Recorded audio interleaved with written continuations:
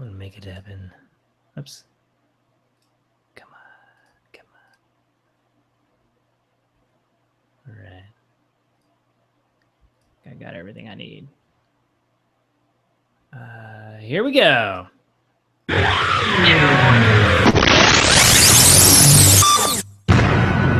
You are listening to the Furlo Tech Podcast, episode 295. We're pretty much just going to talk about Google the entire time.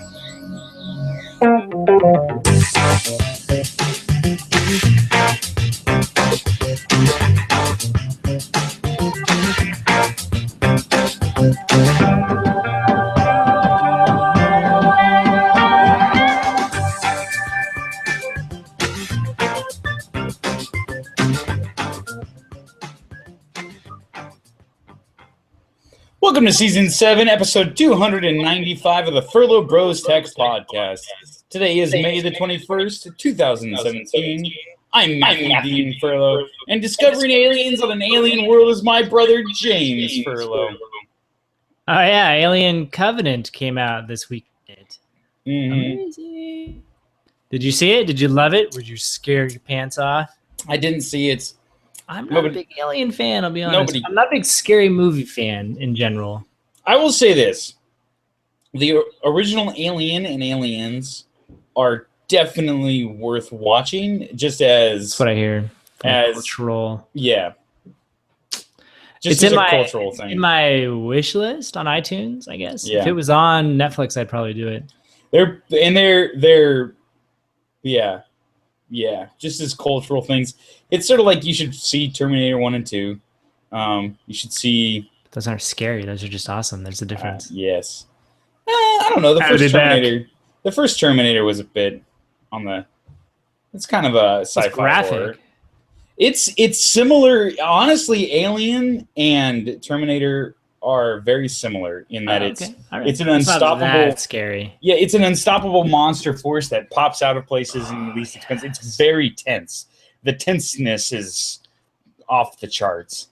Gotcha. Yeah. Sigourney Weaver, right? Yes. That was like her breakout role, from what I understand. And in Aliens, they make a reference to Terminator. And what? Yeah. They talk about the Cyberdyne system, like robots and stuff. It's pretty funny. Now I have to watch it. I know. All right. I'm convinced. But yeah, they're pretty good. So, where are you broadcasting from today? Does it not look like it normally does for me? Can you not tell? Is that still the old place? It's still the old place. I thought you said you had new internet. I thought that's when you officially moved. No, I don't have new internet there yet. I've signed up for internet. Oh. But it turns out that AT&T's gigabit Ethernet doesn't. They can't just mail you the stuff, the hardware to plug in. They got to do like hardware upgrades or something. So they're gonna show up and have to do stuff on next Saturday. So next week I'll be broadcasting with over 1,000 megabits per second.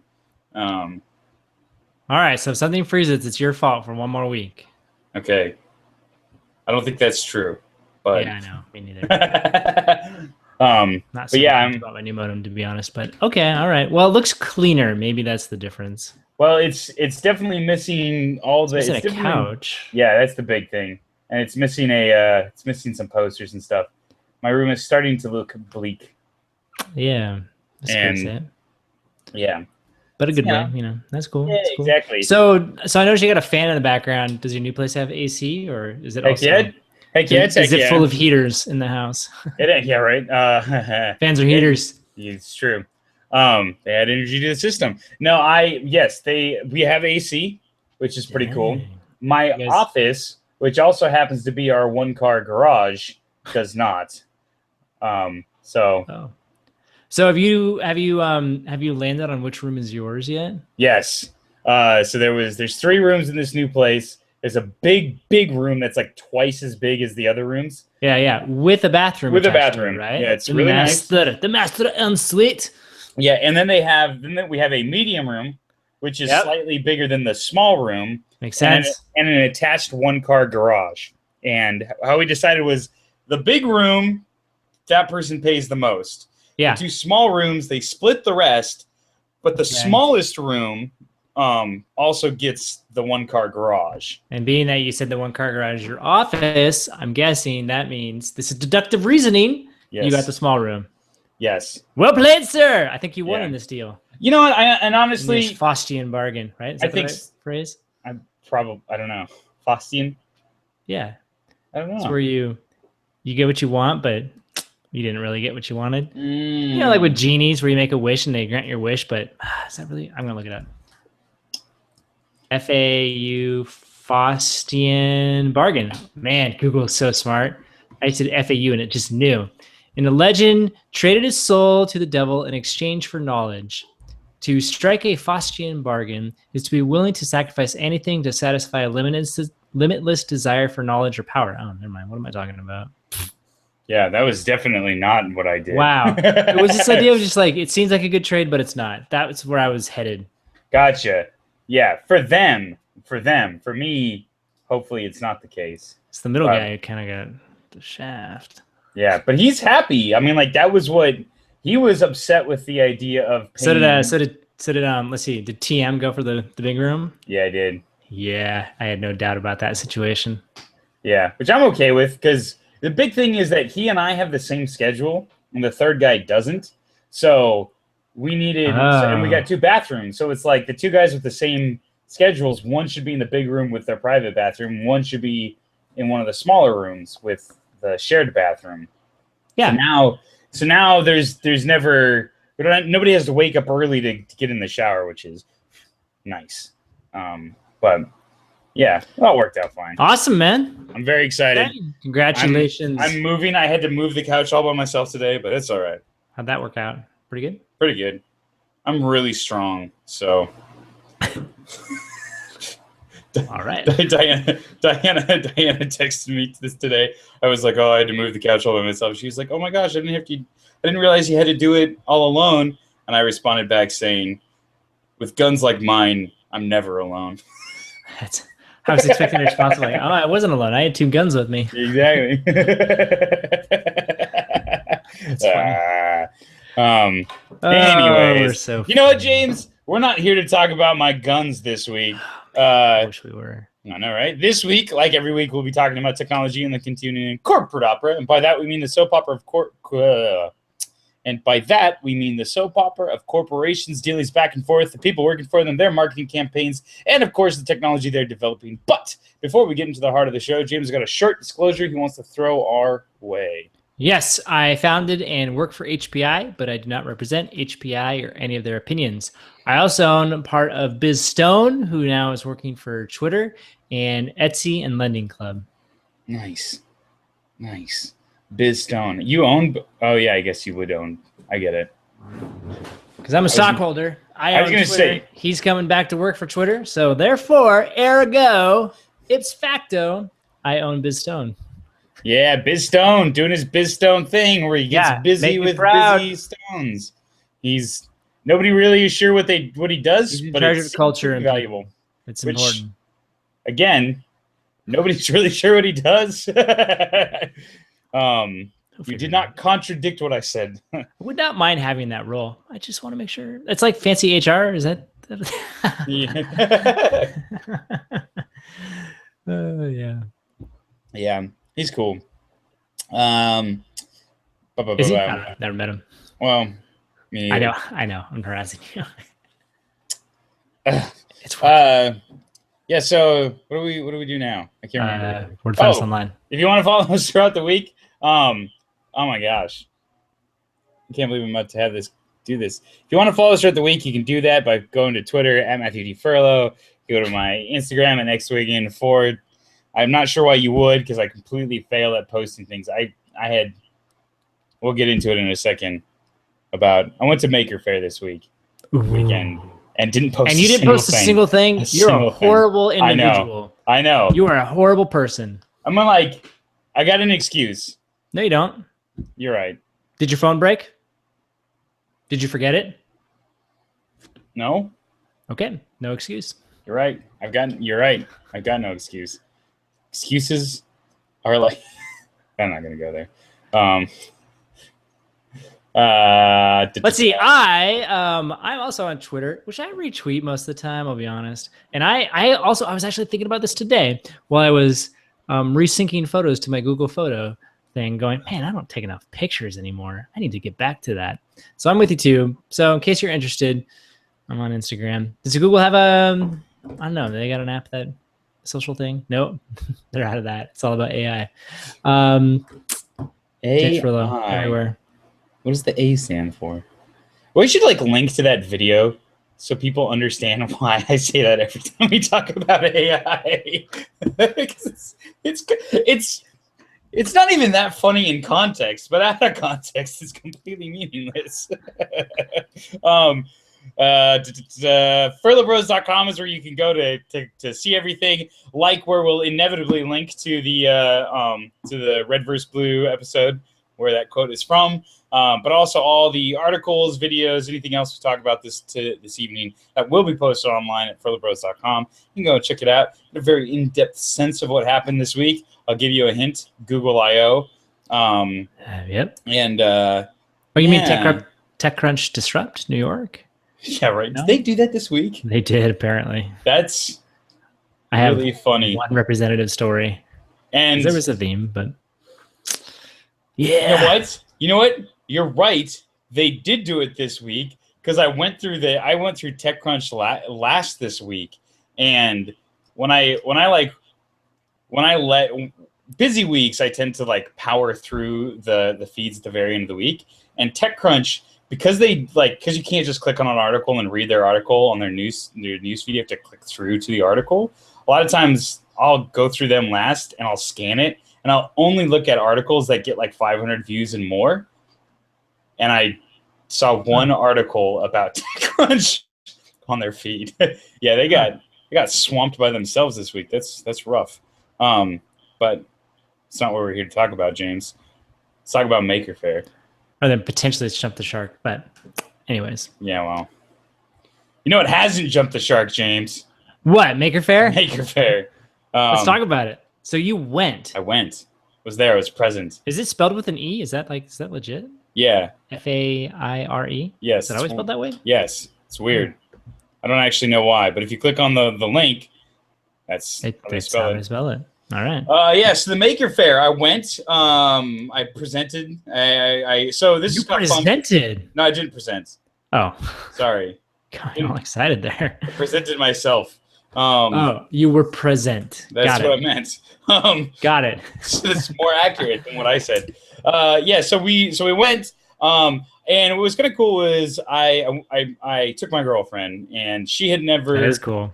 She'd never gone before. She was kind of unaware of the particulars of it. I didn't like.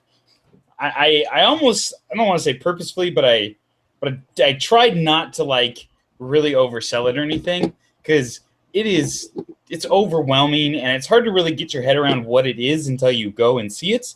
Are they related at all to Make Magazine? Yeah.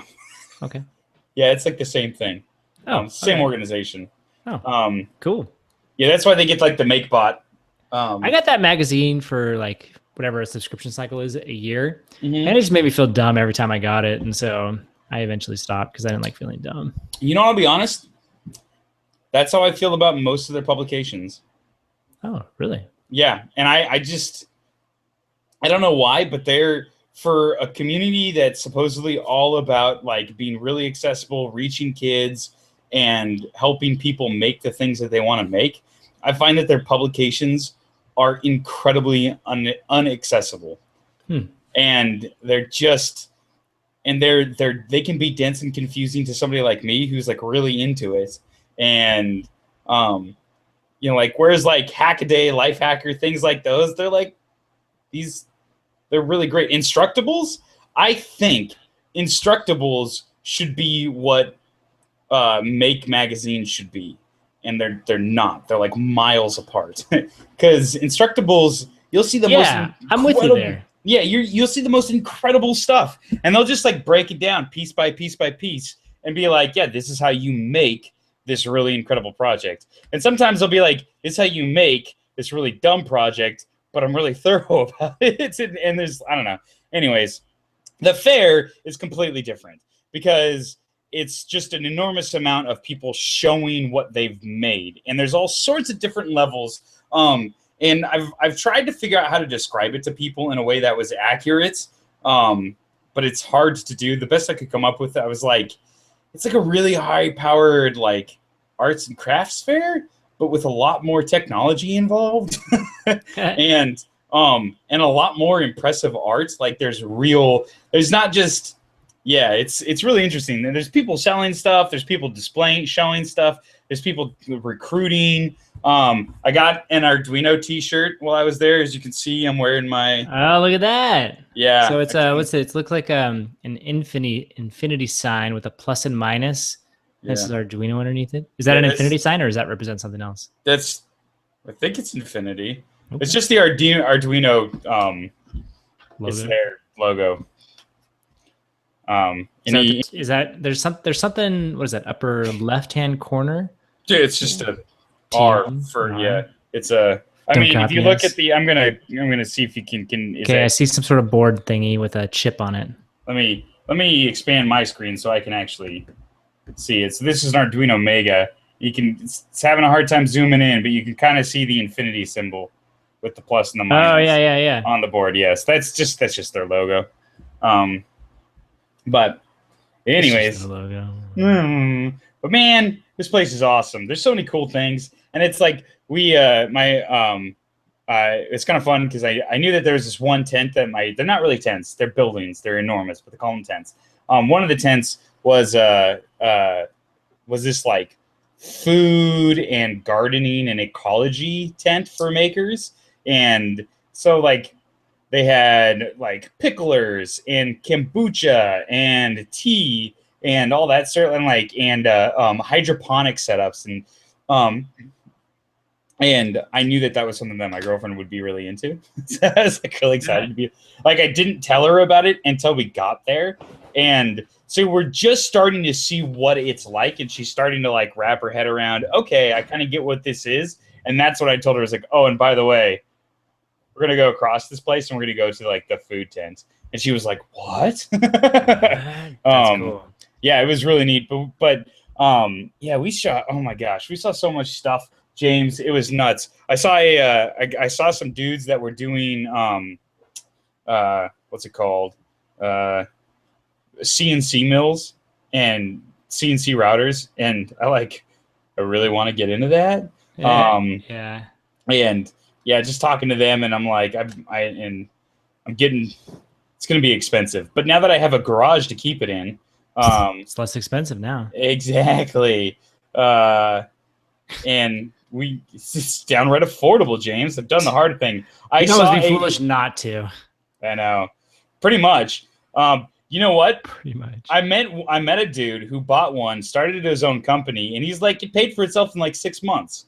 What? I know. No That brainer. seems like a good. So there's a company that I got to introduce you to called Maker Muscle, and they make customizable actuators.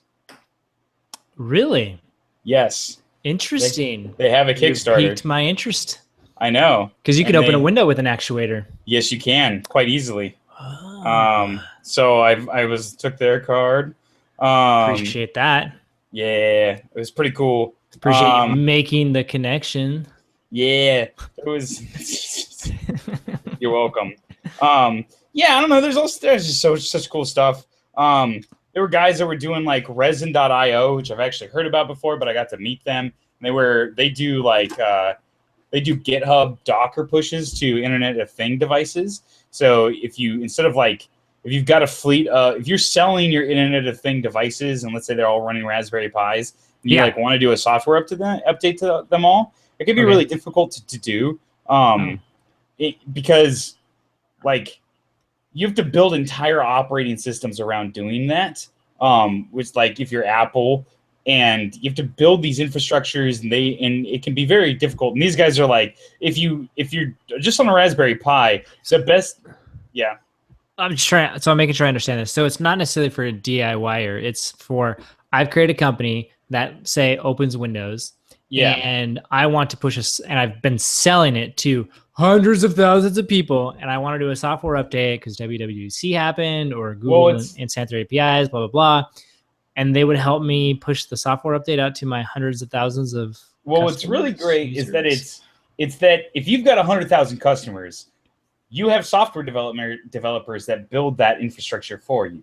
Okay. If you have 20 customers, Ooh. that's where they're clutch. Oh. Because your only option at that when you're like a small startup, just really getting going with this hardware, is to SSH into somebody else's device, which has huge security ramifications, and it's quite difficult to do, and safely. And so they allow you to, in a very secure way, push updates out, which is pretty interesting. Cool. I saw a guy that was selling. It's called Drive. He sells this little CPU driver that it's a CPU. No, it's not a CPU. It's a printed circuit board. It's a PCB. It's got a couple chips on it, but instead of using stepper motors for doing stuff like driving your 3D printer or your CNC router, it allows you to use brushless DC motors, which is really awesome because they're cheaper and quieter. And they can be as powerful. It's just that the controlling circuits can be a little more complicated. There's not as much support for it. And so you're just starting to see that take off. We saw a company called Poquito. They've got a Kickstarter where they're doing these little what are they? It's like a customizable little game thing, but it's basically an Arduino style microcontroller with digital I/O and a little screen that you can connect to. But it's designed for people to hack and to make video games and stuff. And they seemed really cool. Yeah, there's all sorts of. What was the other one? Trying to. I went and talked to some watchmakers. I told them about my clock idea, and that was they were like, "That sounds really cool," and they were coming up with suggestions, and I was telling them why that was difficult or impossible, and they were coming back to me like, "Yeah, that sounds really hard." I was like, "I know, right? This is frustrating." But the one of the coolest ones that I think you'll appreciate was walking along, and we came up to this guy who had a display where he had all these interlockable blocks, and they looked like they were just made out of like medium density fiber boards. And basically what he was trying to do is educate people how to make these things really easily, how you set up your tools, your jigs and stuff, so that you can make these toy interconnecting blocks very cheaply, very effectively. And it was a really interesting display in that he wasn't trying to sell anything. He was just trying to help educate people how to build this children's toy. And Diana pointed at the screen, or at the little display that he had going on, because each display has the Maker Faire makes a little sign for them that is the name of the company, description of what the company does, and a little blurb about the company and the person at the company. And the guy, as I'm reading it, it says Bill Atkinson. Really? Yeah. Huh. Does the name sort of ring a bell for you? Yeah, photo cards, Apple did something with them. Yeah. Same Bill Atkinson. And won't die. I know. He's only 65. That's the funniest part. I told our parents about it, and they're like, "How old is he now?" I was like, "He's really not that old." Turns out all of the people who are early in tech are still pretty young. Yeah, exactly. Well, and it happened that he was really young when he joined Apple. So like you said, he wrote QuickDraw, he wrote Mac Paint, he built the HyperCard software. He's a pretty big deal in the history of Macintosh. And importantly, it's the first program that I ever used on a computer. So that was wow, this guy's a big deal in my history. And Diana was like, "You should go and talk to him." So did you? I worked up a little bit of courage and I walked over and like, so you're Bill Atkinson? And he goes, yeah. And I was like, you wrote Quick Draw? And he was like, yeah. And so we started chatting for a little bit. And I was like, so like, how at 27 did you get in at Apple? And he goes, well, at the time it was like he was getting his PhD in Washington State. There's your first clue. Yeah, exactly. But he was, and I can't remember the guy's name, but it was another Apple guy where they were like, where he said the name and I immediately recognized it. And unfortunately, I can't remember it now. But I was like, okay, he was one of your big people at Apple at the time. But he was like, hey, Bill, you should come down. We're working on some really cool stuff at Apple. And Bill was like, nah, I got to finish my PhD. I want to do research. Like I got another 6 months to finish. So I'm not into it. Yeah. And the guy was like, nah, I'll tell you what, I'll buy you a round trip ticket. You come down Friday night, you spend the weekend down here, and you can be back to work by Monday and just come and check it out. So Bill was like, okay, fine, I'll go down. He flew down, and of course he meets Steve. And I had to clarify, which Steve? Wozniak, of course. No, he goes, Jobs. I know.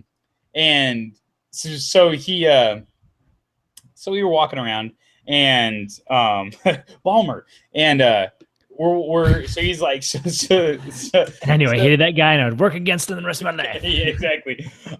So Jobs takes him around the office, and he meets everybody, and he's having conversations. He's and a salesman. Yeah, what I love about that is that Bill came down on the weekend, and so Steve brought him around the office on the weekend and met everybody on the weekend, which is one of those details that like it didn't emphasize, but was definitely like, yeah, that was okay. And so anyway, so met everybody, really liked everybody, and I guess Steve was like, so you know how like you really like high tech stuff, you like working on things, and Bill was like, yeah, definitely. He was like, well, just remember that like there's a 2-year delay between when we invent something and it hits the consumer market.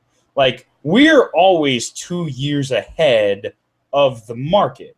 And if you really want to change the world, you need to be using those tools early on, when they're invented. You can't be using them 2 years later. I mean, here's the question. When you're surfing, do you like to be on the breaking wave, or do you like to be doggy paddling behind it? Doggy paddle, man. And Bill was like, 2 weeks later, I was working for Apple. Yeah, that sounds about right. That's amazing. Yeah, he's like, never finished my PhD. I was like, wow. Yeah, I don't. Not when you get that kind of sales pitch. I know. Jeez. Gosh, that's such a job sales pitch, dude. When you're surfing. That's amazing. Do you like being on the breaking wave, or do you like doggy paddling behind it? Oh, you do make it. He always, gosh, Jobs had such a good way of, every time you hear somebody talk about when Jobs made their pitch, especially early on, like made his pitch of you should work for Apple, they're always such amazing ones. I mean, you want to spend your life being a sugar water salesman? Yeah. That's devastating. I don't know. It's good stuff. But that was cool. And that's awesome, man. Yeah. And you know what my favorite part about the Maker Faire was? And is like, what's his name? The guy from Mythbusters, not the one with the walrus mustache. The other one. The other one. What's his name? You gotta help me out. Adam. Savage. Yeah, Adam Savage. Adam Savage showed up on Sunday and tested. The tested guys do a bunch of stuff, which is Savage's project now. But you get these like pretty big celebrities show up, for lack of a better word, in the maker community, and it's cool. And they're there, and they draw a big crowd. But to me, it's the fact that Bill Atkins is just there, like trying to. His display was literally called "Make Your Own Interlocking Blocks." Like, what? and he's just. I'll talk to you about Apple. It's cool. And there's so many people there like that. Actually, one of the funniest ones was we walk up and there was these guys that had to display about stop motion. They were doing these stop motion videos, and they had their puppets there, and it was really cool, really neat. So Diana and I were like watching it, and as we're talking, one of the guys next to us goes like, "Yeah, so we like hear him start talking about aliens and how there are aliens here, and we have to get them out of our world." And like he's clearly talking about extraterrestrial aliens to this other person. And Diane and I are kind of like, what is going on with this guy? And we're like looking at each other, kind of questioning it. And the guy that we're talking to about like their stop motion puppets, all of a sudden he realizes we're kind of hearing this in the conversation. He goes, "Oh yeah, do you want to know about the aliens that are amongst us?" Like hands us this 8.5 by 11 sheet of paper that has like 16 facts about the aliens that are amongst us. And that's when I like look at their shirts, and it's like it says "Get off our turf," and it's got a big old alien like face with a big red circle and a cross through it, and they're amongst us. And like all of a sudden we realize that like Maker Faire vets people before they let you in, and so that you've got to be part of the maker community. You have to be a maker. And so they came with like their Trojan horse of we do stop motion puppets, but they were there entirely to advocate for the fact that aliens are here, they're amongst us, and we need to get rid of them. I'm with them. I was like, and it was seriously one of those things where like the contrarian me wanted to engage with these guys, but like they were really serious, and I could just see like getting roped into like an hour-long conversation with them when we're trying to see everything. Like there's a lot to see. And so Diana and I kind of walked away slowly. But oh my gosh, it was kind of a highlight. Wow, sounds like it. Yeah, it was great. It was cool. I definitely recommend it if you're ever in the Bay Area this time of year, or in New York whenever they do it over there. I don't know why you'd want to do it over there. New York is dumb. This is the best coast, West Coast, but yeah, check it out. It's definitely worth the time. It's very cool. It's inspiring. Yeah, sounds like it, dude. That's awesome. That's very cool. Well, that wasn't the only conference to happen this week. Techcrunch had one as well, as we alluded to. Disrupt New York. Yeah, it was this week, 15 through 17. There are a lot of different startups, but there's one that I think is a good representation of an entire slew of them. And this one is called Houseo. Care to guess what they are trying to disrupt?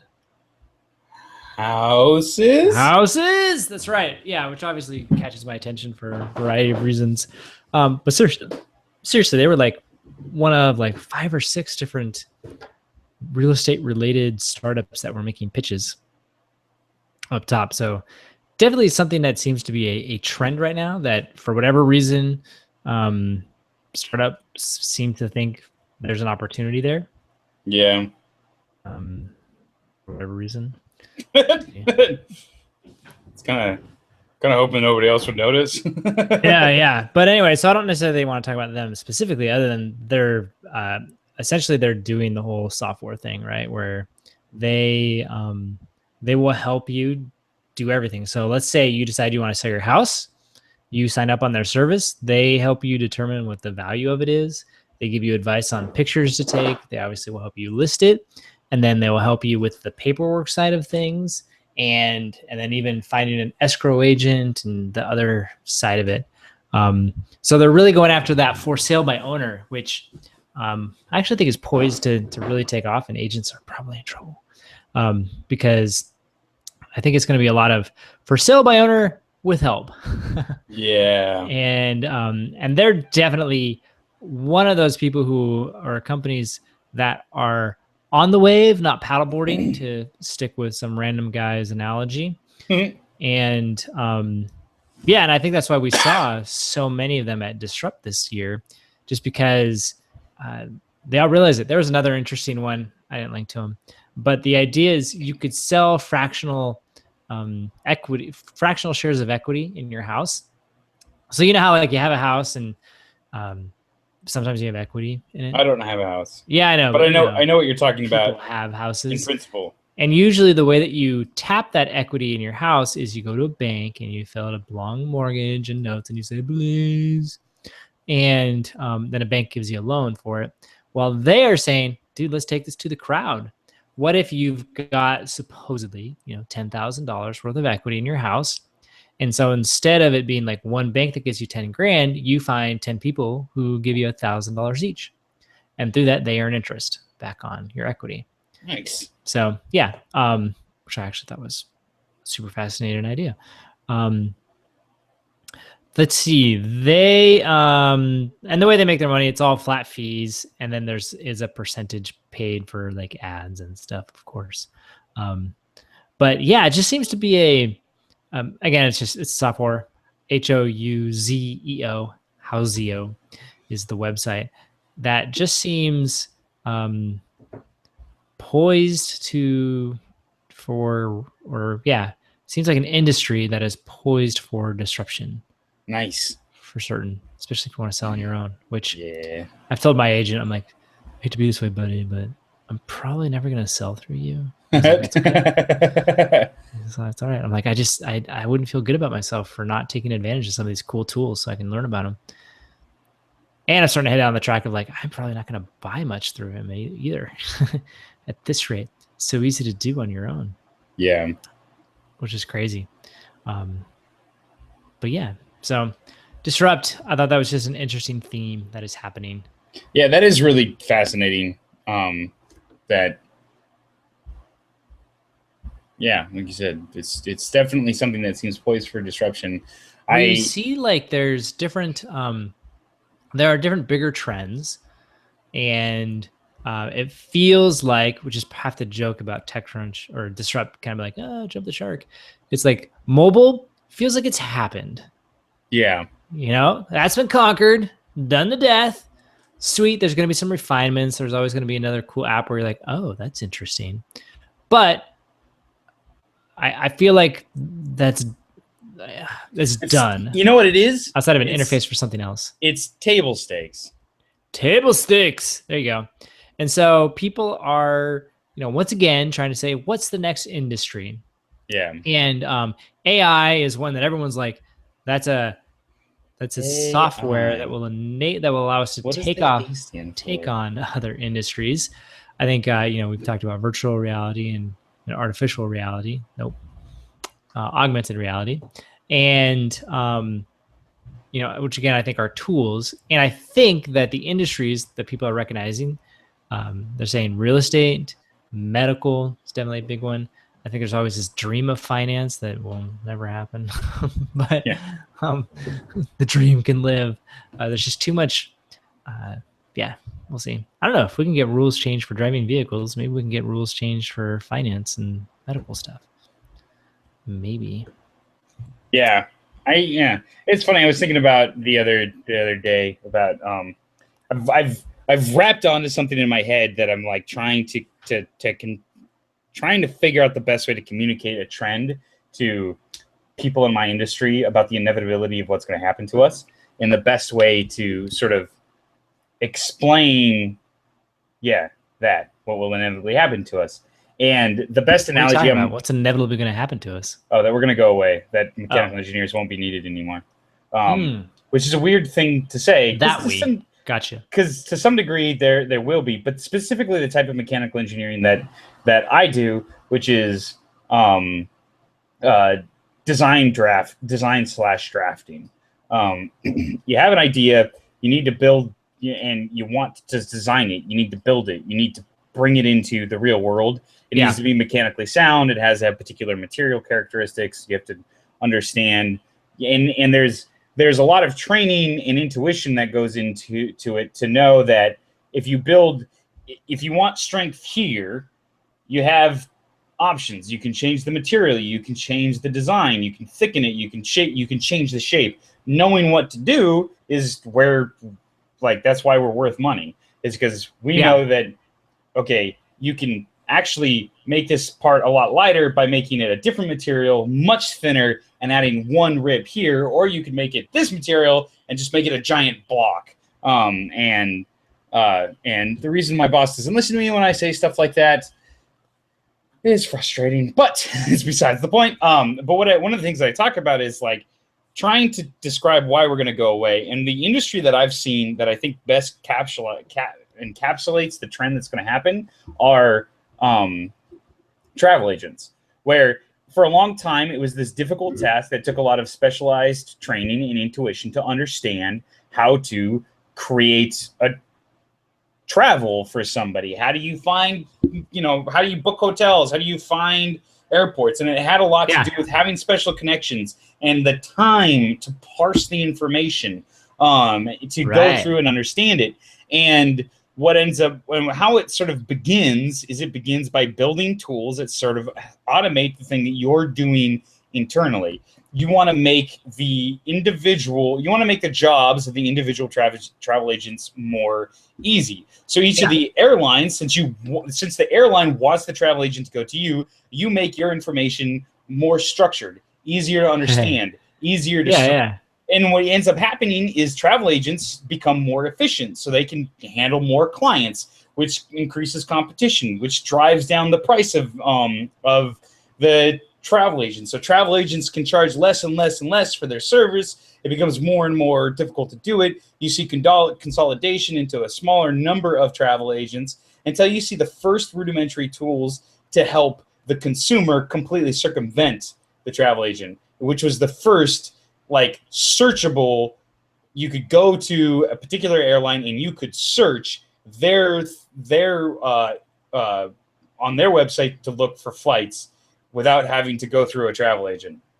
And now all of a sudden you're into this thing of, okay, now it's self-service. And what the tools did at that point were these tools that were meant to make things more convenient for the travel agents, made them more efficient, making them more competitive. And then eventually those tools became so easy that you could start turning those tools to face consumers directly. And then as those tools become more powerful, and bigger companies come in to bring all the airlines together into one giant bow tie, now all of a sudden it's like impossible to have a job as a travel agent, because it's too easy to do it on your own, just going through Expedia or whatever. And what you're watching is more and more consolidation and more competition until that job just doesn't really exist anymore, outside of being the personal assistant to somebody who literally doesn't have the time to say anything but set up a these are my meeting schedules, set up a trip that helps me make these, and then they're just a personal assistant at this point. I was talking with a friend this weekend about power washing, and I was like, hey, do you have a power washing dude? Like, can I have his contact information? He was like, no, I don't, but I'll tell you what, let's you and I go in together. Let's buy a power washer that we can get a nice one, split the costs. And, that would, you'd probably spend the same amount as if you hired a power washer. And he's like, and then you'd have access to one. And I was like, no, you don't understand. Like, I don't want to do it. Like, cost is not the issue. Do not want to spend a Saturday power washing my sidewalk. I would rather pay someone else to do that. You're right. And, and that's where it comes in, where like some people enjoy the hunt for the cheapest fare. Some people are like, whatever. Yeah, just give me all the details. Give me the best price. That's fine. I'll pay you a cut. Make a recommendation and then give me some options. Yeah. And that is more and more what the tools are becoming. That's what they're it's all about consolidating it and turning these tools so that they're easiest for the consumer to use. And that's what's going to happen to mechanical engineering is the tools that are being built for us make it easier and easier for us to do our job. It automates the process of drafting documents. It automates the process of figuring out how to do reliability testing and overall design decisions.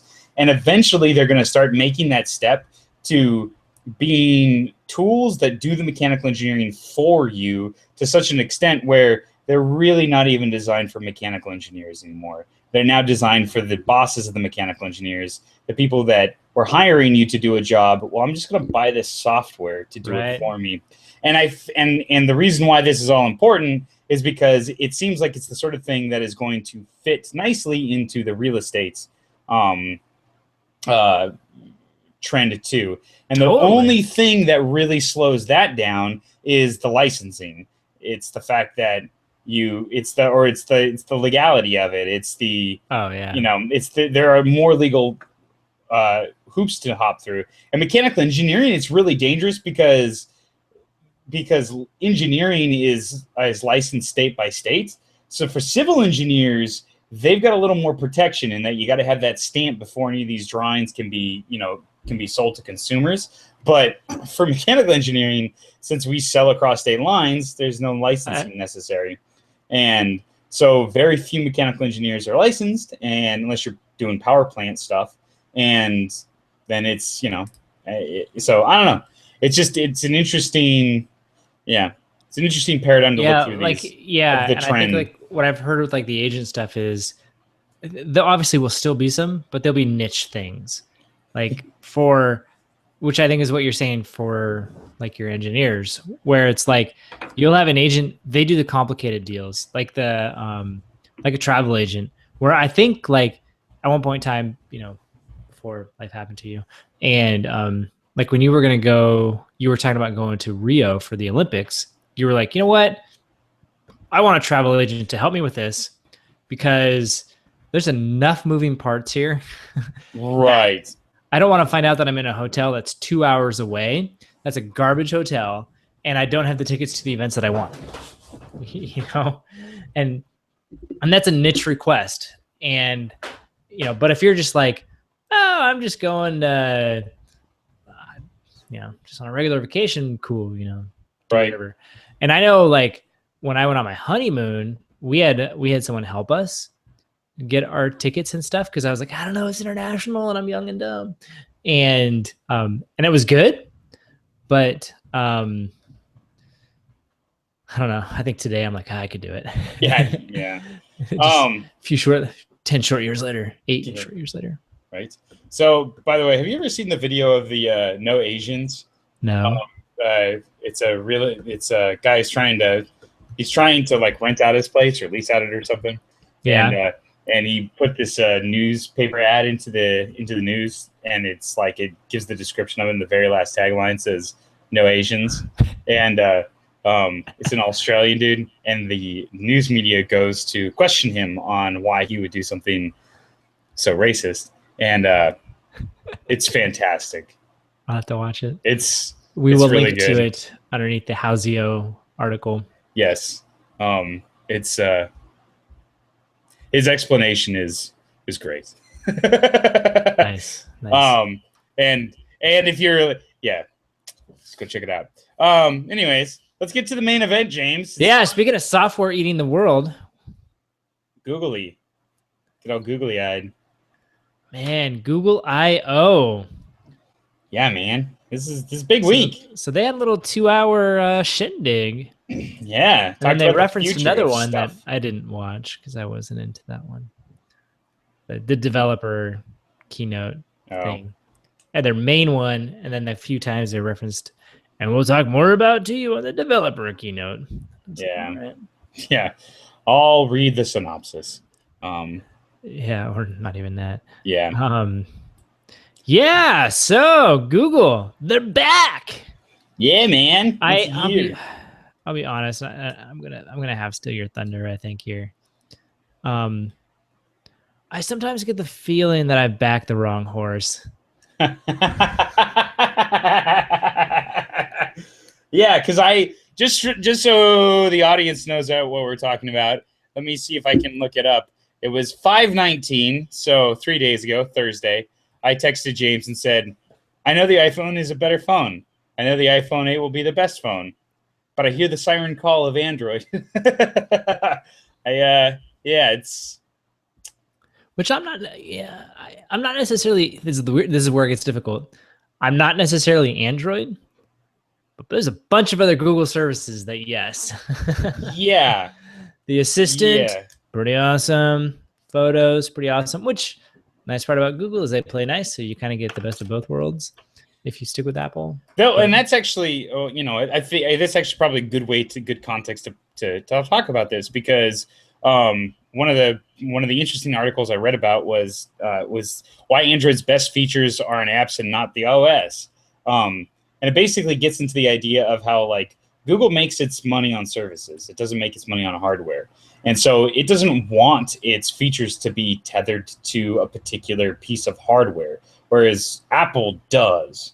So Google has a huge incentive to make all of their stuff, all of the features that normally Apple would announce on an OS level, they want to announce in apps. With an app, And they want those apps to be interportable. They want them to be as accessible on iOS as they are on Android, as they are on Chrome, as they are on anywhere, on the web, whatever. So there's a real impetus for them to, and you'll see that as a continuing theme, because it's like they announced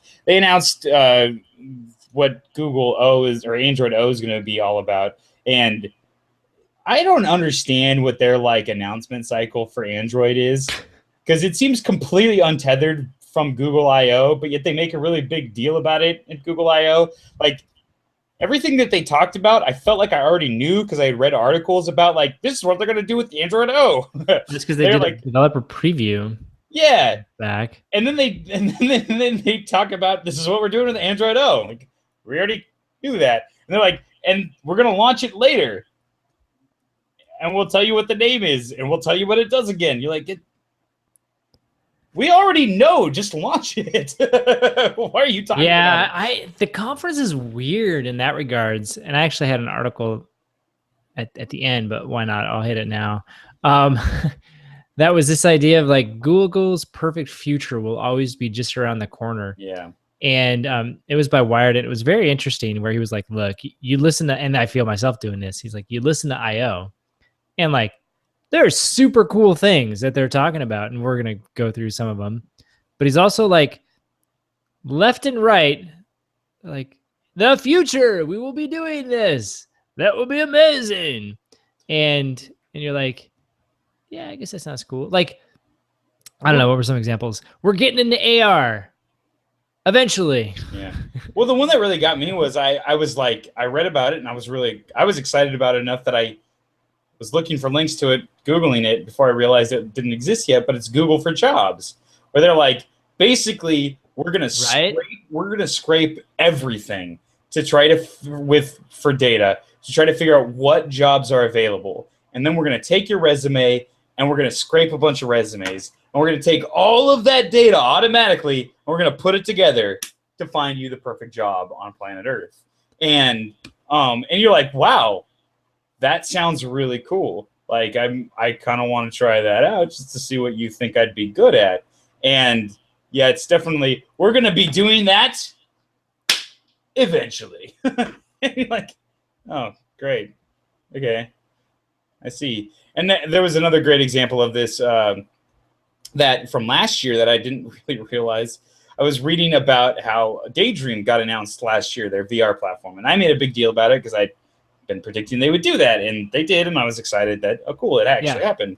And they talked about all the different phones it was going to get supported on, and they had a list of like a dozen phones, only 2 of which have actually like launched like platforms. And the biggest one that was that had agreed to do it was Samsung. And the big announcement at Google I/O this year was that Samsung actually will do it later this summer. I know. Which you're like, okay, like, you know, that's better than nothing. But I just for as much as like, for as much as we probably will make fun of Apple during their WWDC, like the big difference is everything will be available like before Christmas or and soon. Right, you can trust like what they're telling you they're coming out with. Yeah, every single API that they talk about at the developer conference will be available at September with the launch of the new operating system and a new piece of hardware to support it. Like that's you know exactly. Is it as impressive as it seems as forward and futuristic and sci-fi? No, but you can depend on it. and if they announce any hardware, it will be coming out in the next week. Yes. Like, they're really good about that. And that's something that, yeah, I mean, again, like Daydream, right? We're going to do a standalone VR headset eventually. Right. Or yeah, we're going to. Our partners do it. Right. And it's like, as much as I get on how exciting I think the Tango, the Tango platform is and all the stuff they're doing, there's one phone that has it, and it's kind of bad. They have a second phone. That's why they're coming out with a second one later. I know. The Zenfone AR, which they announced 6 months ago. Like, this thing has been announced forever, and they still don't have an actual like launch date for it or a price. They finally announced that they're teaming up with Verizon to sell it, which is disappointing to me. But I and might actually stop me from buying one. But because if I were gonna, because that's kind of where I was at. I was like, if I was gonna go Android, it'd either be a Pixel phone or the Zenfone AR. That's kind of where I'm at. But I really just like Verizon, so I don't know. We'll see. But I mean, yeah, just looking at this, there's. Anyways. So for me at least, it's mixed emotions because on one hand, you're like, wow, this is pretty awesome. They set out a vision, which I think is what they did here. They said, we're no longer mobile first. We are now AI first. And I think they hit that. But you also get the sense of like, they're still working on it. Yeah. Well, yeah. And then I was going to finish my thought with the Tango stuff and where it's coming. I got distracted by myself. That happens. A lot. They are creating, they've announced this platform and it's coming eventually. When Apple announces their AR APIs, it's going to launch into the hands of tens of millions of iPhone 7s. And it will launch, then it will be fully supported on the iPhone 8. It won't do as much. Right. But it'll be there. Yeah, and it will be fully supported with an enormous customer base. And so what's really important here is that big developers now have an incentive to actually develop apps for it. And that's something that Google doesn't do. And so even though Google's footprint is at 2 billion Android devices, it doesn't throw around the same weight for developers as iOS does. Maybe that's the other thing that I really struggle with, where it's like, again, and you can't help compare the two, and I think they are comparable. Just like F8 and whatever other ones there are. Yeah. Microsoft's whatever they call their conference. Anyways, sorry.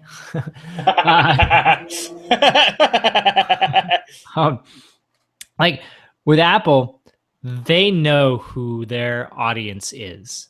Yeah. Right? Like they're not talking, they're talking to you and I, but they're not talking to you and I. Yeah. They're talking to developers and they're saying, here's this new operating system and here are all the APIs. Here's the cool things it's going to be able to do, blah, blah, blah, right? They're talking about Swift and Metal and then whatever.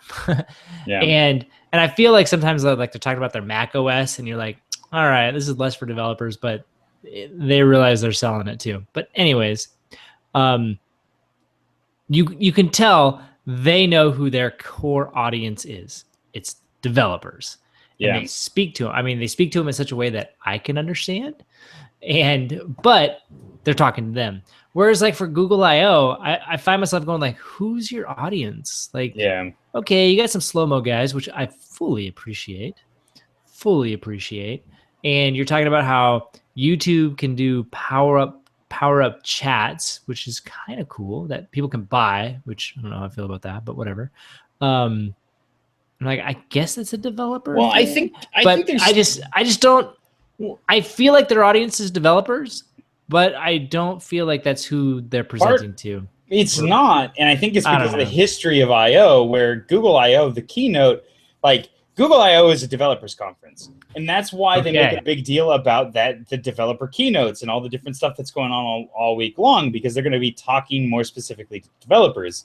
But the big keynote, the one that everybody gets invited to, for the longest time was almost exclusively the Google experiments, the things that are now kept under the hood of the Alphabet Yeah. company and all of the separate companies that, that was where Gotcha. they talked about Waymo. That's where they talked about Verily Life Sciences. That's where they talked about the project or the Google X stuff. That's right. I guess that's true. And It was a big show and and tell. yeah, and that's exactly It what it really was was. a pump up. Yeah, All right. and now they don't have all those really cool demos that don't have anything to do with Google, but they still want it to be this cool future forward thing, and they're just finding themselves. And I guess that's why I come back to saying, like, Feels like they need to adapt it then. Yeah, in my opinion. I'm kind of on the Google band. Like, we're starting out negative, which is so what we Not do. fair. With I Apple, I meant for this to be my last statement. with Apple, yeah, exactly. With Apple, we start positive and then work negative. With Google, we start negative and work positive. Yeah, I know, it's awesome. We'll get into it.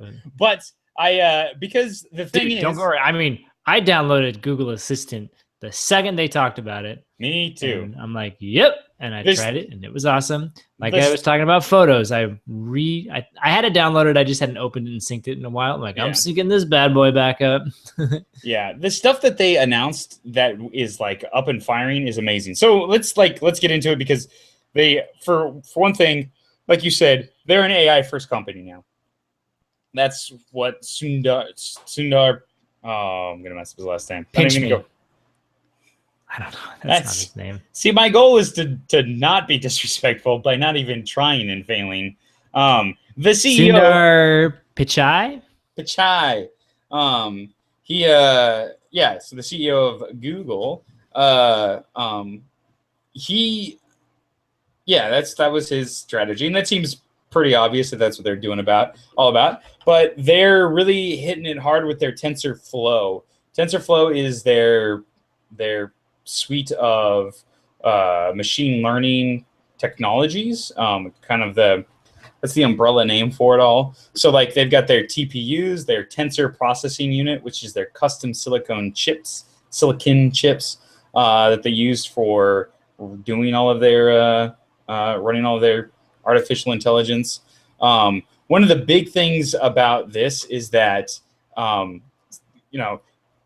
we've talked about this before, what hardware acceleration is. With a CPU, a general processing unit, the whole idea is that it can do any sort of process and any sort of computation, but some computations take more time, like things that are highly linear, like doing matrix multiplication can be very difficult or computation can be very difficult for a CPU, because it's not really, it can do anything, it just can't necessarily do it efficiently. Yeah. Whereas a GPU, what they do is they take particular algorithms and they boil them down to their logic, to the core logic gates, and then they literally burn it into silicon so that it is the things that it does are these very specific tasks, and they do it in hardware, which means that instead of taking 1,000 steps to do one computation, it now does that in one step. So that's what hardware acceleration is. A little faster. Yeah. Yes. And so the TPUs, the tensor processing units, that's what they're doing, but with artificial intelligence. And the first generation of them, they were all built around this idea of we've got these technologies, these different codes that you can write and use to train your AI, but running it is very straightforward, but it's computationally expensive to do on a CPU. So we'll design a TPU that can you can train your neural network. Right. Exactly. You can take your neural network and then just load it into one of these units, and it would just do it for you at high power. Cool. So what you can then do is it allows you to do things like translate very, very quickly, or do object recognition in your, you take a picture and it looks for objects in it very, very quickly.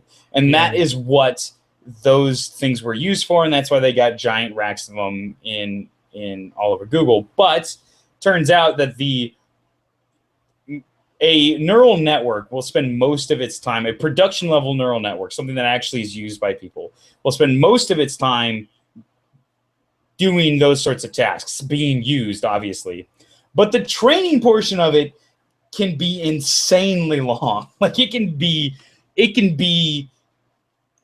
doing like identifying one picture on a trained neural network on a CPU is a million times faster than actually training the neural network to do that.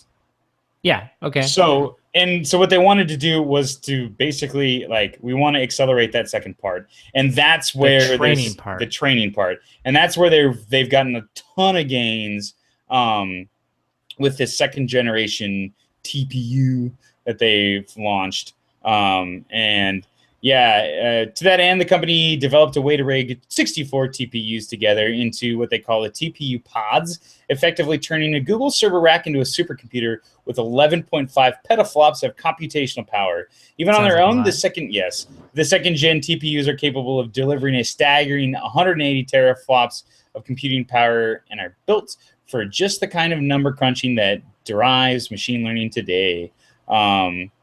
Yeah, it's pretty amazing that they're getting like giant cuts in computational time, like 1,000x. It's pretty amazing. Wow. How much faster they're doing some of their stuff. Um, and everything that they do in AI right now is based on this. So it's like their DeepMind stuff that they were doing, the AlphaGo that was playing the game Go is based on this. Pretty much everything. And the cool part about Google is that they're open sourcing most of this, and so they're trying to give it to developers so that other developers can use it and That's have a cool. reason to go on to sign up for Google Cloud Services and use Google's AI. So it's an and stuff. Amazon play, not necessarily, right? Yeah, so that's one of the big things is that they're trying to turn it into a platform. It'll be I don't blame interesting. them. It'll be interesting to see Microsoft's response to this because where Google has been building these custom silicon chips to do this sort of hardware acceleration, Microsoft, as we talked about a lot before, is building FPGAs, which allow them to effectively do the same thing, but they can do it on the fly. With their hardware, and they can just design it when they want it, when they need it. And it'll be interesting to see if at some point, since it's all open source, if Microsoft just goes, oh yeah, and by the way, all of your TensorFlow AI stuff, yeah, you can run those on our cloud as well. They'd be super smart to do that. Yes, they would be. And so because they can just, you're not even emulating it with an FPGA, but you're recreating it in a soft way. So yeah, it's pretty huge. I guess it depends on the speed differences. Yeah, that's the biggest thing is that there's a lot more. It's very expensive to do it the way that Microsoft's doing it, but it's very flexible. And speed wise, it probably is a bit slower, but they can just throw more processors at it. And yes. Yeah, there's a trade-off there, and but it's one of those things where it gives Microsoft the flexibility to keep up, which is important because TensorFlow is growing, and it's growing quickly, and Google is going out of its way to have it grow, have it be well developed, have it be accessible to developers, and they want it to be the future of their platform. The other thing that they announced was TensorFlow Lite, which is the APIs for, TensorFlow is designed to be, you train the algorithm on a server, you run the algorithm on a server, your app, you give it an endpoint on the server and say, go to this server and then give it whatever information you want to process, and then the AI will give you the answer back. But that obviously has the disadvantage of if you want to protect that information for any reason, the AI is communicating with the server. And Apple has gone out of their way to not do that, and it's having quite a bit of commercial success, being able to say we don't take your information, it all lives on the phone. So Google is trying to figure out how to compete with that, and that's what TensorFlow Lite is all about. And it is a framework that allows you to once you've trained an AI to now run it on mobile hardware on phones. Got it. And Okay. I missed it that subtlety. yeah, it's probably it probably indicates the fact that pretty soon here Google's going to start trying to push for FPGAs on phones, if not actual TPUs on phones, which is what Apple has an FPGA on their phone for this specific reason. And I'm sure everybody is gonna try to get in on that bandwagon because it's pretty awesome if you can do that. Yeah. Because it allows for these, it allows for things that are otherwise very power. The other nice part about hardware acceleration of this stuff is that for power management, it's a lot easier. It's not nearly as expensive for the Makes sense. yeah. So yeah, there's some huge gains here that are going on, and those two technologies sort of are going to be building the foundation for moving forward for Google and artificial intelligence. Man, it's exciting. Yeah, I like it. So they had some examples, I guess, of how that works. Yeah. I don't know what your order is. I'm just Now go for it. And so one of them was, which again, future is Google Lens. Yeah. Is one of them. And so it's the idea of what they talked about was there are multiple ways to interact with your computer, and otherwise known as the phone in your pocket. And they're like, there used to be a keyboard and a mouse, and then we got touch, and now we're starting to see voice and the camera actually being a way that your computer gets input from you. And so Google Lens is one of those things that's going to ship with Google. It will be embedded inside of Google Assistant and then eventually Photos. And the whole thing, which we've been talking about with our photos, is it will help you identify things. So the Google Assistant one actually sounds crazy awesome, where you open it up on your phone, and maybe like they did one example of like, what's this? You show it a flower, and it will tell you what kind of flower it is, because it will just recognize it from its knowledge graph based on photos that it's a type of flower.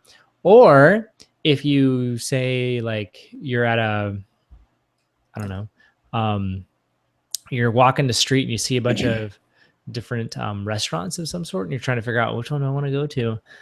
Instead of pulling up Yelp, you'd pull up the Google Assistant, show the, just hover over it, and it would recognize where you're at, where you're looking, and then through photos and, using Street Views data, would recognize what the venue is, and then pop up a little information, tell you here's the name of it, maybe here's how many stars, here's what they serve, price, here's what some other people have done, some reviews and stuff. And then you literally can just, scan the area. Another one they showed, which we'll see how this one works, is if you use the Google Assistant to look up, say, like your friend's Wi-Fi wireless router networking information, you again can just use the Lens, the Google Assistant to just grab the information, and it will be able to interpret it and then connect you. Is that sort of thing which is not available on the iPhone? That's a real want. Well, I don't think it's available on Pixel phones yet either. Yeah, but it's never going to be available on the iPhone. I don't know about that. Yeah, you do know about that. That's a system level preference thing that you can't. It's a system level thing that you'd have to that Apple doesn't give access to the APIs. Honestly, I'm kind of okay with that. I'm a little okay with that. But this is one where I looked at it and was like, yeah, we'll see if that actually happens. Honestly, it's like that is one of those type. Yeah, that is one of those things that drives me crazy though, because I don't know. I want a Wi-Fi keeper thing. I can't use the Wi-Fi at work for my phone because A, it's really slow. B, it's so slow that when I use my phone on it, it drags down the network. And C, when I use my unlimited LTE, it's not tracked by my company, which is maybe the most salient of the points. But like I'd like something that just is location aware, and when I get to work, it turns off my Wi-Fi. When I leave work, it turns it back on. Geofence like that. That'd be a great app. You can't do that because they don't have access to those APIs, which drives me crazy. But it's okay. Some other things that you can do with Lens and the Assistant is instantly translate signs. Yes. We were talking about Japanese to English. Which is something that you've always been able to do, not always, but you've been able to do for a long time in the Google Translate app, but now they're bringing those services together and they're kind of showing Right. off. Right. They also were like, you can take a picture or look at, it's like taking a picture, you're showing it with your phone of, say, like a concert venue, and it'll pull up tickets, calendar events, maybe even streaming music and more for you to choose what you want to do with it. Yeah, that's the interesting thing. You're not taking pictures. It's Google. It's what they want Google Glass to be, but it's on your phone for right now. And to me, I'm like, dude, get that in an AR version. Oh my word!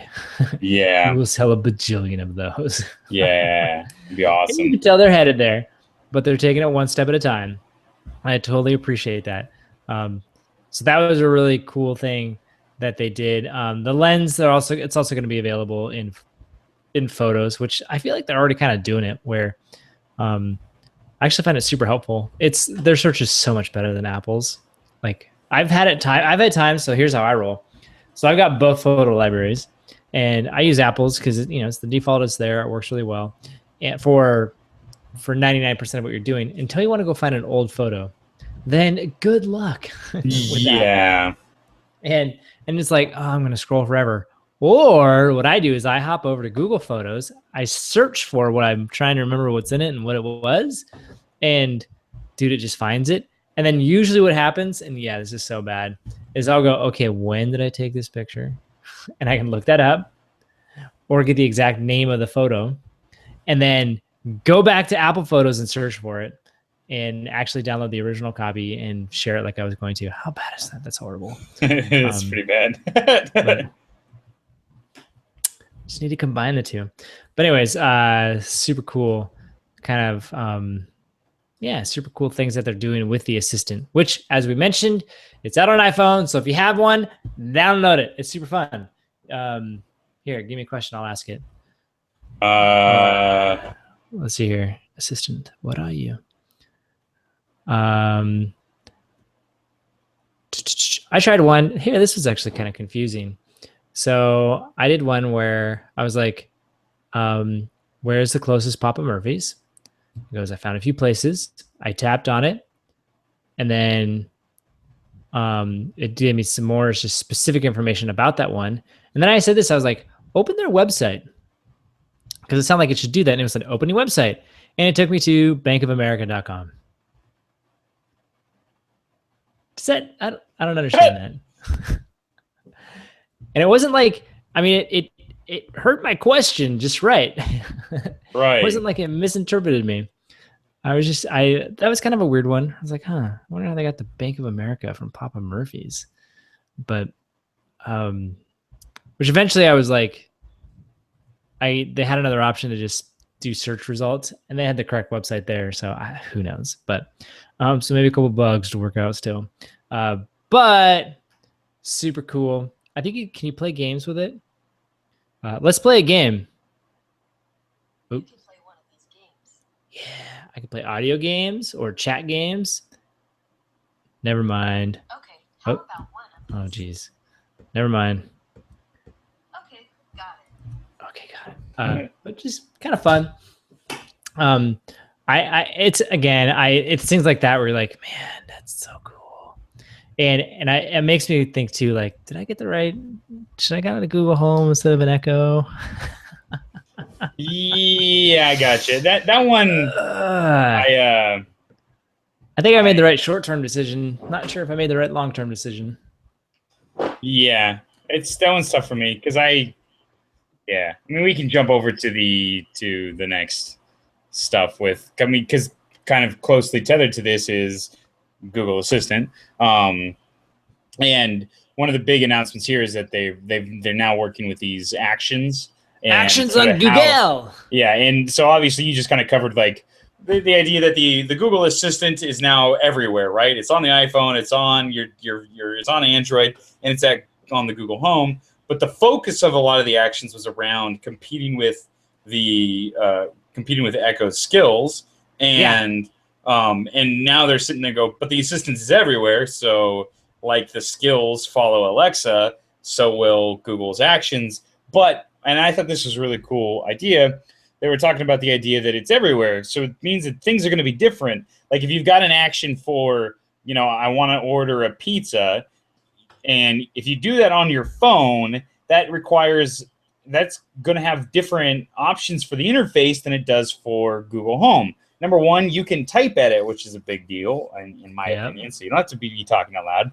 But then it can actually present to you interfaces like buttons and sliders and whatever, things you can tap. Whereas the Google Home can't, obviously. And so they are trying to figure out how to deal with that. And one of the things that they're talking about is that basically what you'll target is capabilities as you're developing these different actions. So let's say you are whoever, Domino's, and you want to make a pizza buying app. What you can say is there are certain capabilities that I want this action to work on anything that is talking only. I want this action to work on anything that is typing only. I want this to work on actions. I want this to work on anything that has a screen. Has a screen for interactions. It has a screen for display. And so you can start to build actions where it's like, let's say you want your HBO, and you can be like, okay, Google, play the latest John Oliver episode. And if you say that on your phone, it will start playing it on your phone. But if you say that to Google Home, it'll cast it to your TV. So does your TV have to just be on all times? Is that how that works? So there's a thing called HDMI switching, which is basically is like the HDMI on a monitor, where a monitor goes to sleep if it's inactive, and then when you move your mouse, the screen kicks on. Yeah, that's the sort of thing that you're supposed to have on your TV, where it will turn off, and then when your cast activates, the TV will automatically turn on, and then when it goes, it'll wake up essentially, and then when an Apple TV as well. Apple TV will for do any that, but HDMI connected thing. See, that's the thing is your TV has to have HDMI switching. If your TV has HDMI switching, any HDMI device, that would happen.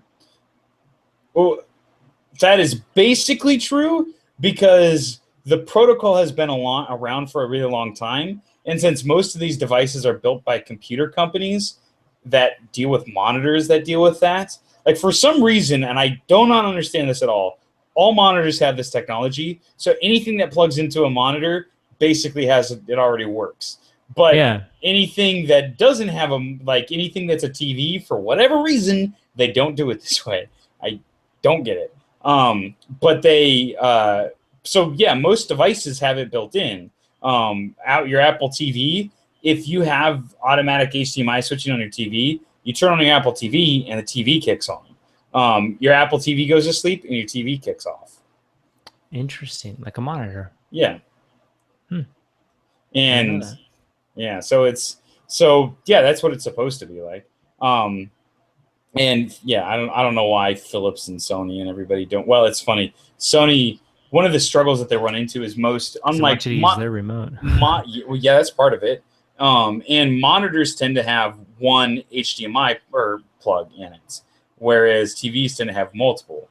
And so it's actually become very common where the latest Samsung TVs are getting, one of the biggest complaints is, how do I turn that off? Because you'll be watching a TV show and your Chromecast will decide to update, and it'll switch it to the Chromecast update screen, even though you're in the middle of a TV show, which people really hate. So they're still trying to figure it out, how to do it exactly and make it work. But they're working on it, and the goal is to get to that point. But I really like this idea where it's like, Amazon is the Wild West of skills and AI and speaking Oh my devices. gosh, so Um, Wild West. Which is I downloaded this one skill. It's just called Meow. It's yeah. pretty funny. You just go, Alexa, meow meow, or talk to meow meow, or something like that, and then it's this app that you talk to it and it meows back at you. Eleanor loves it, Oh yeah. not surprisingly. It's really weird, but they I think they featured it on like what's new on Alexa this week, and I was like, huh, that's fascinating. It's just goofy, but I think also speaks to the Wild West nature of it all. Yeah, exactly. And so they're uh but as a result, it's sort of like they've now got they've got Alexa in apps, they've got Alexa on cars, they've got Alexa on the Echo, they've got Alexa Same strategy. But their problem is that like their skills don't necessarily have those sort of like when you develop a skill, you're like, I want to develop this skill for the Alexa Echo. I want to develop this skill for the Alexa Echo Show. And so there's not as much. Whereas Google seems to be trying to build for developers an ecosystem that's very forward compatible. That you design it, and if somebody comes out with a new, if you design something with touch interactions, and Google develops a Google Home with touch interactions, you don't have to do anything. It'll just work. And which I think a lot of people, I think that long term, that's going to pay dividends for Google and their strategy. Oh, I like it. It's neat. It's very neat. Yeah, I like it. And that's the other thing that they were kind of pointing towards is this idea that the Google Echo Show is a cool device that Amazon came out with because it's basically a monitor on your Echo, and Google doesn't really need that because they kind of already have screens everywhere in that your Cast is hooked up to your TV. So if you want to have visual feedback, you just tell it to cast stuff. And so Google is unlikely to come out with a Google Home anytime soon that has a screen on it because it doesn't make sense to them in how they operate. But the other big thing, and this is kind of exciting, I like this article, and this has to do with Google Home, is Google managed to, this is my title for this article, Google managed to add phone calling to Google Home without creating another messaging platform. That's awesome. But, yeah. So yeah, now your Google Home speakers can make phone calls, and without doing anything, it's now natively supported in America and Canada. You just say, "Hey, Google, call this person or this number," and it will do that. It'll use just a fake number. You can hook it up to your phone so that it will show your phone number when you call somebody if you want. The biggest problem with it, they say, or the biggest limitation to it right now is that unlike the Echo, where you can call Echo to Echo, on Google Home, if you call from your Google Home, when somebody calls you back, it'll go to your phone. And you can set it up, I guess, where I think it's possible so that you can actually you can pick up phone calls with your Google Home. But it's not as straightforward as what Echo's doing yet. But it's Google. They're iterative. They'll work it out as they go forward. One of the cooler things that they can do is because they can identify different users already with theirs, is you can set up if Home is set up to support multiple users, each can pair their own phone number, and the Home will recognize who's trying to make a call. So which is pretty cool. Yeah. So if you and your wife have different phone numbers, you can or your roommates or whatever, you can. I know. You can make a phone call, and it'll be your phone number that will show up at the end user's at the end point. And so when they call you back, it'll go to your phone and not to a general, which I think is great. So yeah, it's That's pretty cool. Yeah, I thought that was pretty interesting. I totally agree. Yeah. So do you have Google Photos? Yes, but I'm like Okay. you. I haven't opened it in a really long time. Yeah. You know what I'm going to do, James?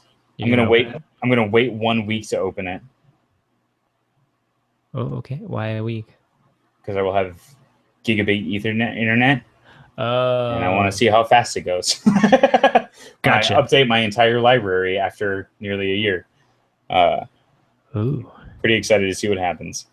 I'm thinking I need to hardwire my Mac too. I think I need to get an Ethernet cable. Just plug it in the really? router. Yeah, Why? because I want every gigabit it can offer to my computer.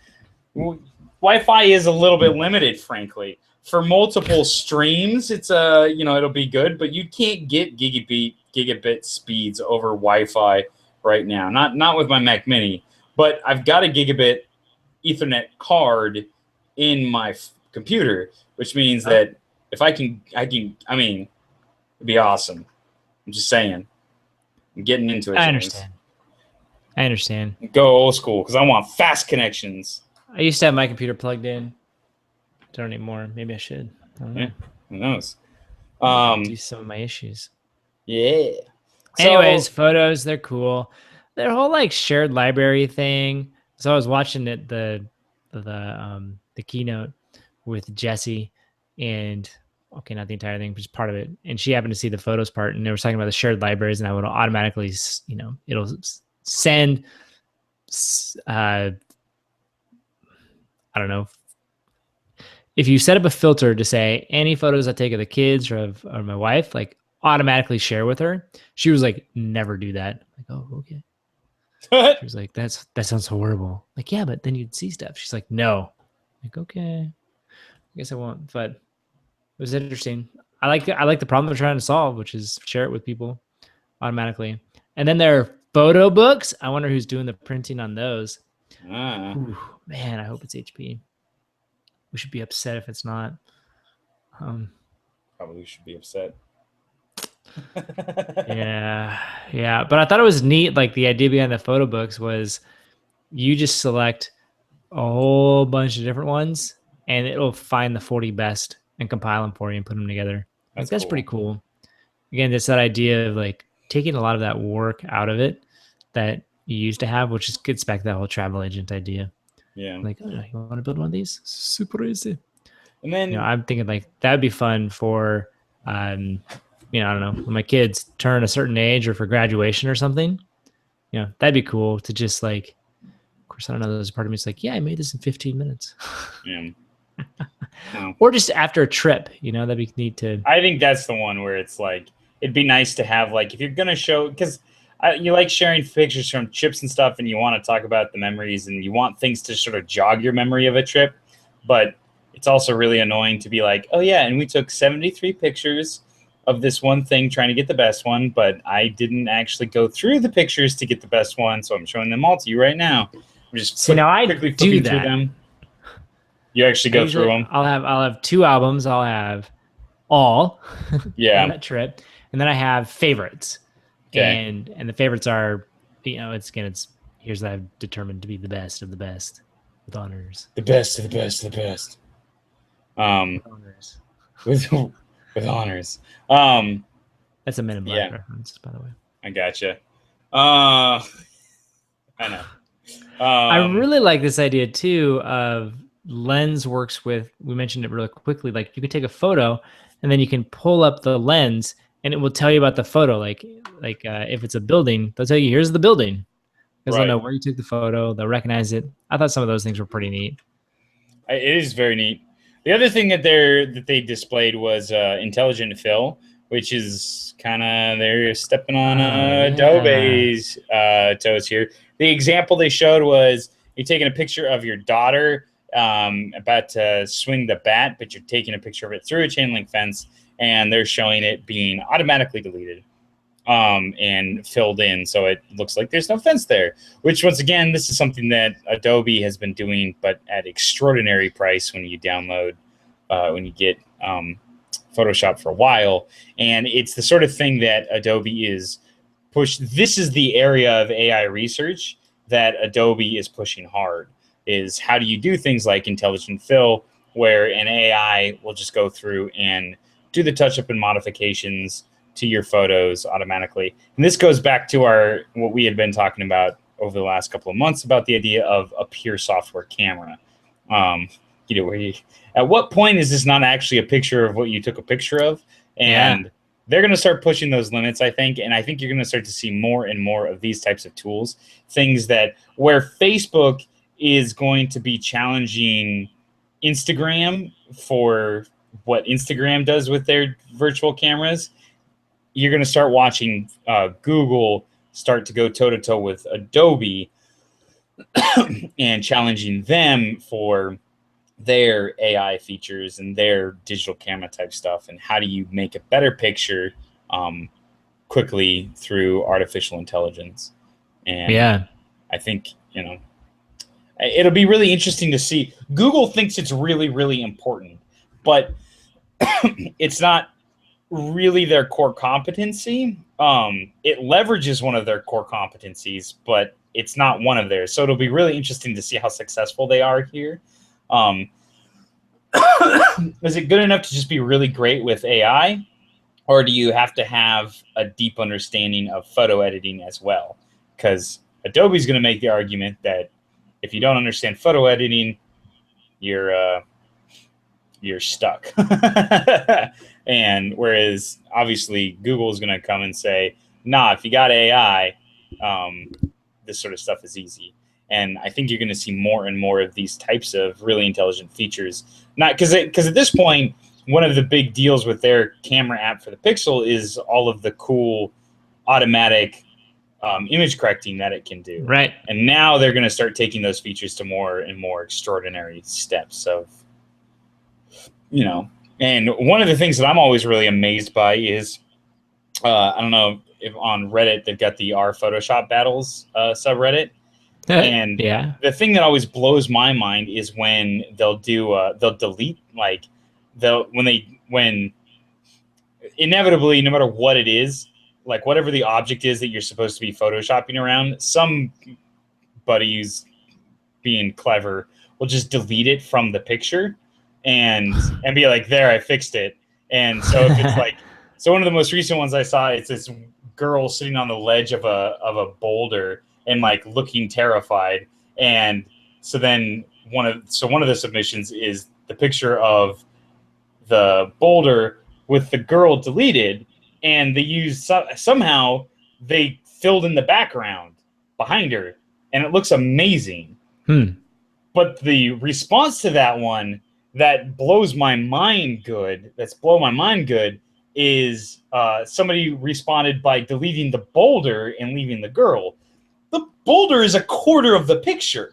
Like most of the landscape is covered by the boulder, and it looks flawless. And that's a lot of skill and really, really powerful tools in Photoshop.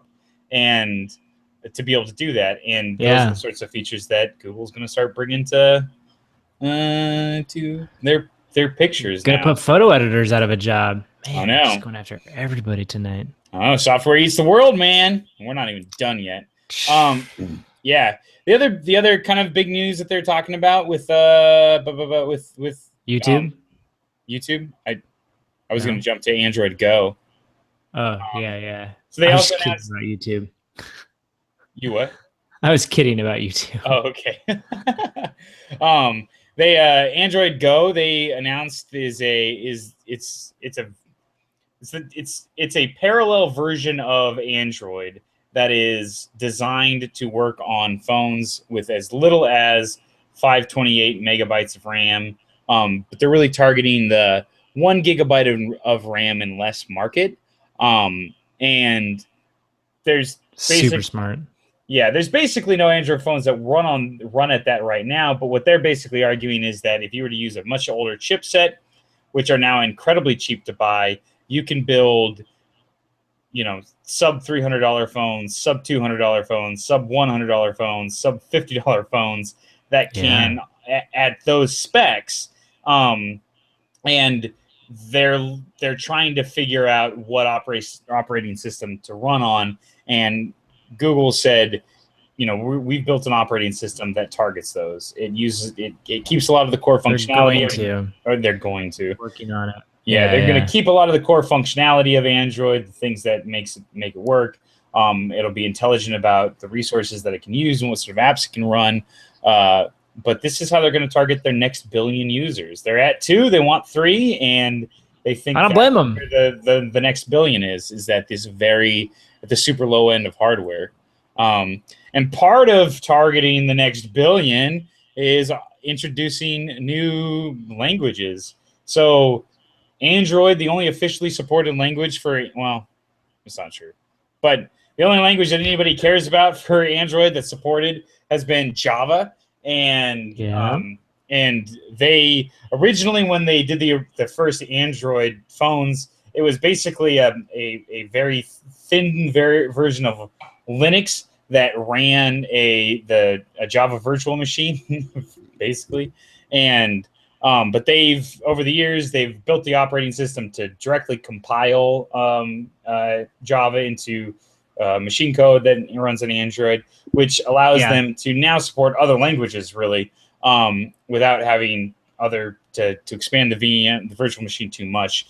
So now Kotlin is their new programming language, which everyone seemed pretty excited about. Yeah, it's a big deal. I'm willing to look into it. I really like Java, but I'm always interested in new languages too. It's now a first-class language. It's a super new programming language built by JetBrains, which also coincidentally developed the JetBrains IDE that Android Studio is based on. Like Java, which is the default language for Android development, Kotlin is a language that runs on the JVM, and it's already possible to use Kotlin and many other JVM languages for Android development. Android doesn't use the JVM exactly, but yeah, so we've already kind of covered that. Kotlin will be included in Android Studio 3.0 by default.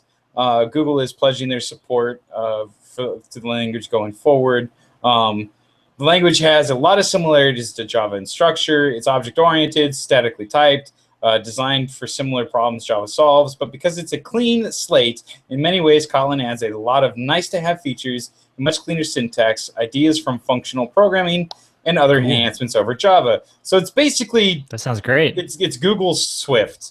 This is everything we've done, but we're just starting with a new language. You can still develop for Java. You can still use other languages that will compile to the JVM, the Java virtual machine.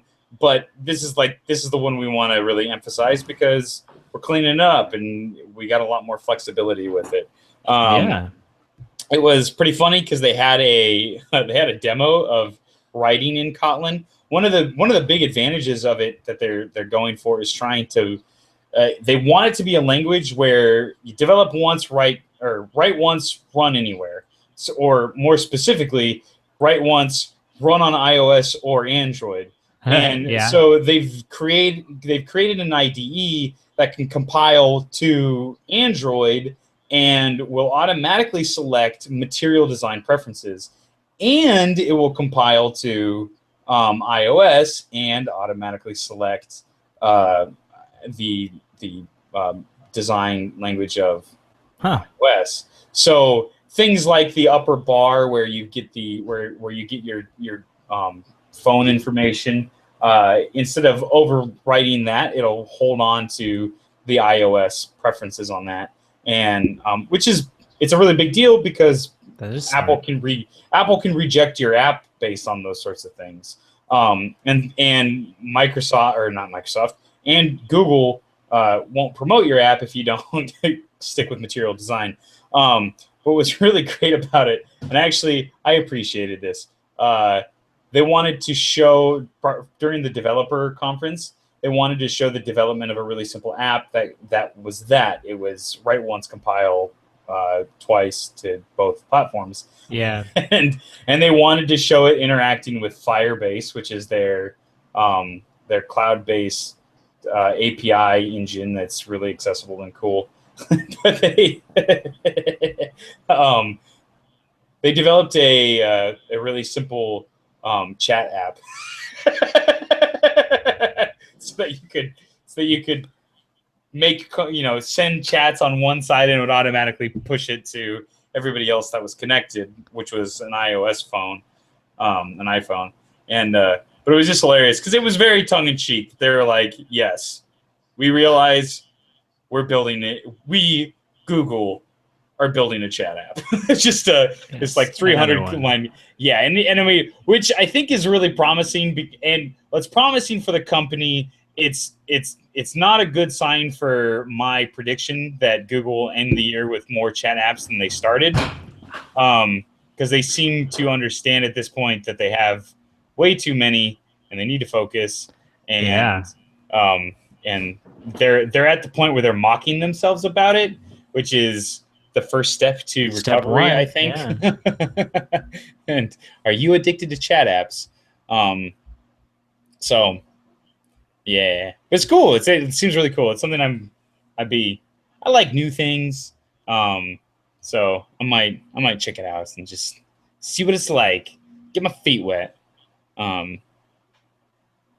it's cool stuff. And then the other big area of development this week was VR AR. That's right. I thought, and so we already talked about the fact that the Samsung's Galaxy phones will be getting Daydream support. As a caveat to the fact that it's been over a year since Samsung said their devices would get Daydream support, and they haven't yet. They also did have kind of a rough year with their flagship phone, so that might have something to do with their delays, but. It is coming to Samsung, which is a huge deal because, when we talked about, how Apple, when they finally launch support for AR stuff, it's going to go live on tens of millions of phones, which will give developers the confidence to develop because that means they know users are there. And when Samsung turns on Daydream, that'll be a big deal for developers because it means they know users are there. If you build an app, there are going to be people that own a phone that can use that app, and it beats the chicken and the egg problem. So it's a big deal for the platform. But in addition to being supported on phones, they also announced that Daydream is getting its own standalone platform, and which is kind of cool. It's basically it's a VR headset. I haven't seen anything telling me otherwise. Wait, what? You haven't How do you know it's cool? Because some people have used it and they said it was cool. They use their standalone VR. Yeah, they had the demo rig, and some of the journalists got to use it, but they weren't allowed to take pictures of it because they're like, it's bulky and dumb. Oh my gosh, I totally forgot. Microsoft, freaking hate Microsoft. So they had a HoloLens at the Maker Faire yesterday. Yeah, that they were demoing that people could try and use, but you had to sign up for it. And I went up to them relatively early in the morning and was like, can I try the HoloLens? That would be awesome. And they're like, yeah, definitely. We have a time slot available at 11 a.m. tomorrow morning. I hate you people. Why would you say that? And so I didn't get to try the HoloLens, but bummer. I know. But yeah, so the Daydream. So basically, the idea here is so far everything Daydream has been, designed for Android, for phones. Now they're talking about building a standalone headset that will allow you to do VR. And the biggest thing here is that it is going to use inside-out tracking, which is how Microsoft is going about their tracking. So they're going to use the technology from Tango, and they have some cool new name for tracking your location in buildings and stuff. I can't remember what it's called. It's like VTS or something like that. VPS, Visual Positioning Service. Yeah, which is basically what they're saying is they're taking all of the Tango API on hardware and boiling it down to one endpoint. which is the question of where am I, where am I looking, and that will use two things to allow you to do that. One, it will use continual positional tracking, so you can do 6 degrees of freedom without some sort of a tracker unit around you. But it will also, and this is, I think, where the bigger deal with VPS is that it means that they'll build up a catalog of buildings and stuff, so they already know where you are GPS-wise, but they'll be able to further locate, narrow. If you're inside a building where GPS doesn't work very well, if you're on the 3rd floor where GPS completely fails, they're hoping that to build out an API that will give you the information about what room you're staying in based on what you're looking at, which a human being can do with ease if they're familiar with the place, but computer can't do at all, and they're working on doing that. Anyways, point is they're going to use this VPS. What? Vaporware. Yeah. I completely agree that that's vaporware, but the VPS as a way to do positional tracking, I think that's the bigger deal. Is that it's like, I agree. Is that it's going to allow them to do what the HoloLens is doing, where you can walk into any room, you slap on these VR headsets, and all of a sudden you can interact with the room. And if there's objects in the room, they can overlay those things so that if there's a table, you don't run into it, which is not something that current VR stuff can do. So that's a big deal. And they had another technology that they demoed, which was kind of neat. And the more I read about it, the more I realize that it's actually, they pitched it as this like super revolutionary type of technology, and it's not really, but it's a cool implementation of it. Basically, what they showed was they went to Industrial Light and Magic, who are the guys behind Star Wars, and they got they had them render a scene in and basically a 360 scene of a Star Wars when you're in the hangar bay of the Death Star sort of situation. Okay. And so it's classic, very familiar Star Wars setting in what it looks like. But Industrial Light and Magic rendered it so that it was super high resolution. Maybe not cinema quality, but way better than video game quality. That's what we're looking at. And then what they did was they used that information to render a very low polygon version of that environment, where they were essentially took a bunch of pictures around of this virtual environment, and then compiled it into something that was 100 times fewer polygons.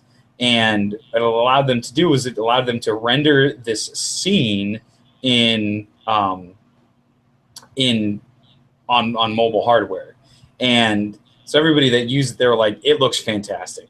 It actually feels like you're in this world, because they basically created these super complicated texture maps and overlaid them onto very coarse polygons. And so they're talking about how that's probably going to be the future. Like for a little while, definitely, maybe a couple of years, that's going to be a big thing that Google's going to be pushing. This is how you get really high end. You want to experience this world, but you don't want to have to buy a high-end computer to do it. This is the solution. And where this has been used before, and I think the first time it was used where people got really excited about it was with Half-Life 2, which was built by Valve. The game looked amazing, and this was well over a decade ago that it came out. I mean, and it still holds up graphics-wise, but one of the big things that they did and what they changed is they literally would create these environments with really, really, really dense polygon maps, stuff that no computer could render. And then they created an algorithm that took all of these really dense polygon maps, calculated all the shadows, all the light, all the different shading in real time, and then turn those into texture maps. And they use an algorithm to figure out the best way to take these really complicated and high visual fidelity, high polygon counts, and turn them into low polygon texture maps. And what it allowed them to do was make these amazing looking video game that ran really, really smoothly on low-end graphics cards, which is effectively what Google is doing here. And it's something that studios with a lot of time and development prowess have been doing for a while. It's harder. It's a lot harder to do, and than just adding more polygons and saying buy a better graphics card. But for mobile platforms like this, it's kind of your only option to even compete with a PlayStation, a PS4, PSVR or HTC or Oculus. So it's cool. And Google being Google, they'll open source it and make it super easy for everybody to do and to deploy on any platform. And all of a sudden, your Oculus will go from looking like just amazing to real. And it's cool. It's cool stuff. I'm excited to see what they're doing with it. So yeah, some pretty amazing research, I guess is how I would characterize it. Yes, I'd agree. It's cool. Cool. So got a couple other stories. Anything else? Not from Google I/O. Ready to sprint through a couple of extra ones? Yeah. So this first one is kind of a small story, but it's interesting. Desmos is a company. I love calculator apps. I'm like, in my dock on my iPhone, I have. Let's see here. I have my Notes app. I have Safari. I have my music app, and then I have a folder with 10 calculators in it. Whoa. Yeah. I use a lot of different calculators. I like a lot of different calculators, and I want them at my fingertips at all time. Yeah. And I have a new one that I've added to my collection this week, and it's called Desmos. It's a graphing calculator, but this is the big deal. It's a graphing calculator that you can now use on standardized tests in America. Yeah, which is a giant shot at TI. Like, we're all aware of the TI-84. We've all spent hundreds of dollars on a computer. Love that thing. This thing that has been around forever, and they still make enormous profits, even though it costs them literally pennies to manufacture them. But they're allowed on standardized tests, so everybody uses them. Obviously, calculator apps have the unfortunate side effect of being on phones. Well, Desmos, and having the internet attached to them. Well, Desmos worked hard to sort of work around that, and basically that's how they did it. The Desmos calculators will be embedded directly into assessments, meaning students will have access during the test with no need for an external device. It'll also be available to students in grades 6 through 8 and high school throughout the year. The calculator is free to use, and the company makes money by charging organizations to use it. So basically what happens is they built an app, they got it working, and then they built a web app that you can then embed in other stuff. Web app. Okay. And so you can use it for your homework. You can get really good at it. You can understand how to use it, because that's one of the advantages of the TI-84 is that it's written into every textbook. You have it at home. You can use it, and you can practice with it. Well, now this is an app you can practice with, and then when you open up your assessment on a computer, it'll be directly embedded into it. So all the tools that you're using, interesting, got any cheating. And so it's begun the inevitable end of the TI-84. We're watching it happen. And speaking of time, I know, geez Louise. And then speaking of Amazon eating the world, speaking of software that eats the world, Amazon. This is a great article that I recommend you read. And if it weren't Google I/O, we would spend most of the show talking about it. It's written by Zach Cantor, who is a co-founded a software startup in December. Each month, he sends out an update to investors to keep them updated on progress. The past month was a bit different, and it's our industry, retail, is going through transformation. And it talks about the retail bubble and the impending apocalypse of retail, and what role Amazon plays in it, and why Amazon is such a dominant player. And what's really cool about it is it gets into this idea of you talk about how there's vertical integration is really, really great for costs. But because you get one, you only have one buyer and one supplier, it tends to breed bureaucracy and inefficiency. And so you've watched like the car manufacturing industry go through cycles where they'll vertically integrate everything in the car manufacturing process, from manufacturing steel to selling cars. It'll all be owned by one company. And then they'll start to de-invest and they'll start to sell all these things because it gets really expensive.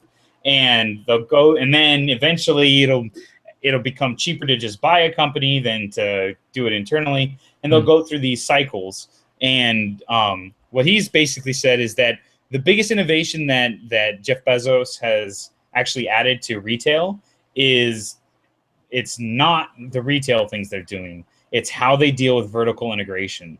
And basically what he said is that there's nothing that they do in the company that they do internally that they won't turn into a platform without external APIs. And the argument that he makes is that when they do that, if you have an internal tool that you turn into a platform that other people can use, if they're not using it and they're using another system to do that, then all of a sudden you realize that there's inefficiencies there and there's costs there that are inappropriate. And so you get all of the feedback loops of using an external provider and competition that drives down the price, but you get all the efficiencies of the tools are purpose-built for you, and you get those integrations, and you get the advantages of the vertical integration. And if the platform turns out to be really advantageous, that's great. And he said that AWS is the perfect example of that. And but he brought up a couple of different examples and Prime delivery and shipped by Amazon.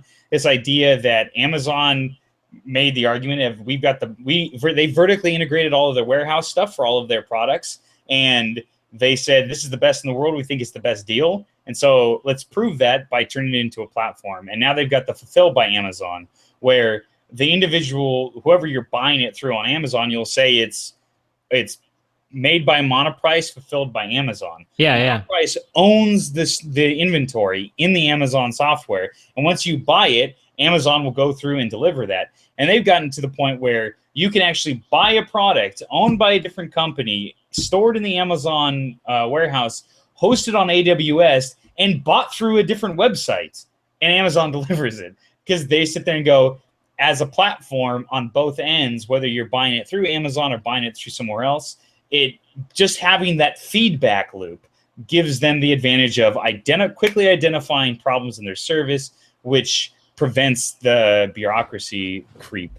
And they're doing this everywhere. And we don't have enough time to get really into it, but he goes through a bunch of different examples of how they do exactly that. They have these internal services that have huge advantages because they're vertically integrated. So they turn it into a platform. They open it up to the outside, and it gives them immediate and continuous feedback that keeps the prices low, keeps the competition high, and prevents it from getting bloated, which effectively allows them to be. And it's the reason why Walmart, who is probably the best positioned company on earth to compete with Amazon over the next decade, is going to really struggle. And it's because they've got an amazing distribution network, but they have no feedback. They don't have an external feedback other than bureaucracy and market research to try to figure out if they're actually, how well they're doing and where their inefficiencies are. Whereas Amazon has market competition to kind of show them where they're deficient. And since they do that on everything, it leads to a company that is really, really efficient and really impressive. So cool. I like it. Yeah, that is cool. Wow. Yeah, they're an impressive company for sure. All right. Two real quick ones. just real quick updates because we've talked about them in the past, and so just going to follow up with them. Number one, the guy, the one Uber engineer, Anthony Lewandowski. Yeah. The judge says you're not allowed to work on self-driving tech anymore for Uber. So he's been put on hold. And there's some other stuff going on that does not look good for Uber, which it was interesting. Uber was like, oh, no, it's a win because we can keep working on it without him. Yeah. Well, Like, yeah, celebrate your victories. Hey, man. Hey, silver lining. Yep. And then the other one is the FCC has officially started rolling back net neutrality. They held the vote. Shocker, 2-1. They're going to start doing it, but it's not the end of the world. But It's just the end of the internet. Open commentary time, or not, according to Ajit Pai. There's no need for the rules anyways because there was nothing broken to begin with, according to his constituents. Oh man, the more I learn about that guy, the more I'm like, I don't know about you. We'll see what Pence does once.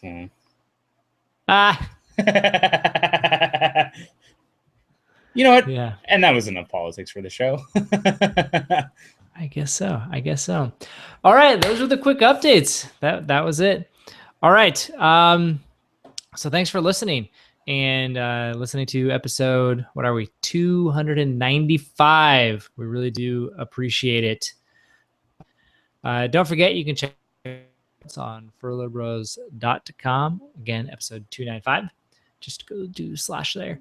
If you'd like the show notes sent directly to you, you can also do that. You can sign up right on that same page. And then finally, this podcast is supported by listeners like you. And if you would also like to contribute, we have 4 different levels. You can check out furlobros.com to see how you too can become a patron. All right. Let's see here. I am James Furlo. My alien-loving, don't get off this earth brother is Matthew Furlo. And so we will talk next time.